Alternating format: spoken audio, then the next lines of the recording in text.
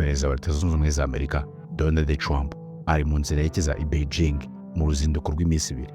Nibwo bwa mbere perezida wa Amerika agira uruzinduko mu Bushinwa nyuma y'imyaka hafi 10. Trump azahura na perezida w'Ubushinwa Xi Jinping. Perezida wa Amerika yavuze ko bazaganira ku biganiro birebana na Iran, ariko ku bucuruzi ari bwo buza kwibarwaho cyane. Ubushinwa nicyo gihugu kigura peteroli nyinshi ya Iran kurusha ibindi byose ku isi. Muri iki gihe Washington na Beijing biri mu masezerano y'agateganyo yoroshya intambara y'ubucuruzi hagati yabyo. Mu mwaka ushize ibihugu byombi byari byaratangiye intambara y'ubucuruzi, aho byakomeje kuzamurana imisoro ku bucuruzi kugera ku gipimo cy'100%. Trump kandi yavuze ko azaganira ku bijyanye no kugurisha intwaro za Amerika muri Taiwan, ibintu Ubushinwa butavuga rumwe nabyo.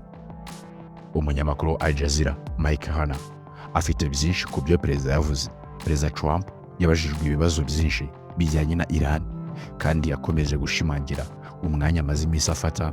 Yavuze ko yiteguye gutegereza kureba uko ibintu bizagenda. Trump yavuze ko azakomeza gukurikirana uko ibintu bihagaze, kuko yemera kandi agakomeza kuvuga uko Amerika yamaze gutsinda iyo ntambara. Yavuze ko nta gitutu afite cyo gufata icyemezo cyihuse. Muri icyo gihe kandi yatanze ubutumwa bwumvikanamo umuburo ukomeye. Yagize ati, mu by'ukuri sinkeka ko dukeneye ubufasha ku kibazo cya Iran. Bamaze gutsindwa mu buryo bwa gisirikare, kandi bazahitamo gukora igikwiye cyangwa se tukarangiza akazi burundu. Perezida kandi yabajijwe imibare mishya itangaje y'izamuka ry'ibiciro ku isoko yatangajwe uwo munsi. Yarakajwe n'ibibazo by'abanyamakuru, ashimangira ko iyo ntambara nirangira ibintu byose bizasubira mu buryo busanzwe.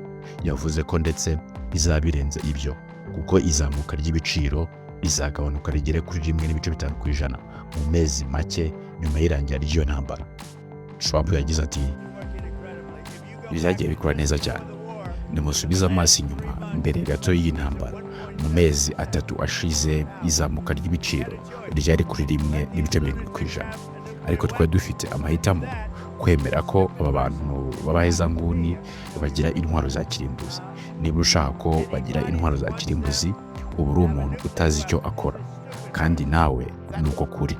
Ndabizi neza cyane, umuntu wese ushaka ko bagira intwaro za kirimbuzi ni umuntu utazi icyo akora.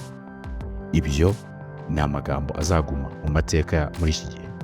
A nuclear weapon, if you want to do that, then you're a stupid person, and you happen to be. I mean, I know you very well.